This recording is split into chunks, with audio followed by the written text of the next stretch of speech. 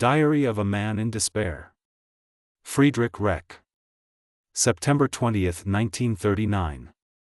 So the Nazis, I do not want to speak of the Germans in this connection, the Nazis are conquering, and what else is one to expect?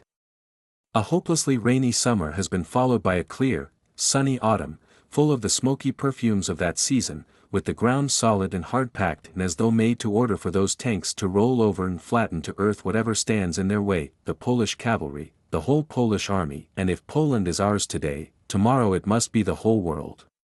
Yes, the Nazis are conquering and perhaps internally even more than on the battlefield. The editors exult in bloodthirsty fashion on the newsprint into which our forests are to be converted. They have invented a brand new language to match the great times in which we live, and now proclaim the realization of 1899, and the commitment of the woman at war, and the reinforcement by the German woman, and talk about that ancient piece of German ground, Posen. And when they are reminded that Posen was Polish territory as far back as the time of Friedrich the Great, and that even earlier soldiers from Danzig fought on the Polish side in the First Battle of Tannenberg, they turn nasty and threaten to tell the Gestapo.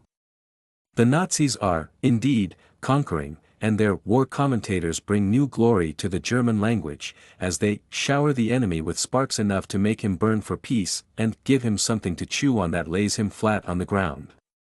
And when they are told that their German is the German of the latrine wall and the pimp, they turn very nasty indeed, and roar that they are soldiers, and that this happens to be how soldiers talk, and if you don't believe it, you can find out in a concentration camp. Oh, yes, the Nazis do nothing but conquer. They conquered just as uninterruptedly as Wilhelm's armies did in 1914, and the beer hall regulars again have the entire world annexed.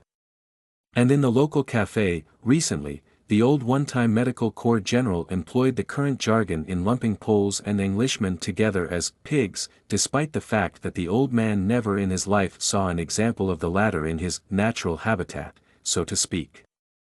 When I rose and objected to such entirely uncalled-for language, he looked at me with the eyes of a wounded stag, felt that the world had collapsed at his feet, and mumbled something about how he had always thought I was a patriotic man.